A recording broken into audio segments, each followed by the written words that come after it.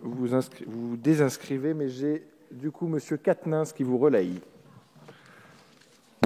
Merci Monsieur le Président. Madame la Ministre, les milliards d'économies que vous faites sur l'assurance maladie, à peine compensés par une hausse du forfait hospitalier, qui est une décision indigne. Leur caractère indolore que vous soutenez dans la presse, en parlant des 30% de dépenses inutiles, ne peut être cru par les femmes et hommes qui, sur le terrain, vivent les effets d'une politique d'austérité que vous amplifiez. Le niveau de cet ondame constitue l'organisation consciente et méthodique d'une nouvelle catastrophe industrielle. Cette catastrophe industrielle est vécue dans leur chair par une majorité de personnel soignant. Pour décrire ce qu'il se passe dans les murs de l'hôpital public, permettez-moi un instant de reprendre les mots de Sabrina Ali Ben Ali, jeune interne à l'hôpital Bichat de Paris, et qui s'est engagée à dénoncer la situation de l'hôpital à travers des vidéos où elle témoigne de son quotidien. Je cite: « Beaucoup d'entre nous souffrent d'avoir parfois l'impression de maltraiter leurs patients, tant il devient difficile de pouvoir pratiquer une vraie prise en charge humaine,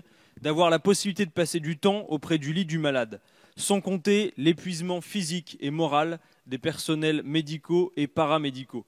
Ce sont des métiers particuliers compte tenu de leur proximité directe avec la maladie, la mort, mais aussi, fort heureusement, avec quelques bonheurs humains. Ces professions doivent donc être protégées et les temps de repos nécessaires doivent être respectés afin que les soignants puissent assurer leur travail sans mettre en péril leur santé physique et mentale. Ne serait-il pas opportun, chers collègues, de profiter de ce PLFSS 2018 pour soulager enfin les soignants et les patients? Ou alors, est-ce que ce que vous appelez sauver la sécurité sociale, c'est en fait rendre son hôpital moins qualitatif et sans doute son personnel plus malheureux? Merci beaucoup, monsieur.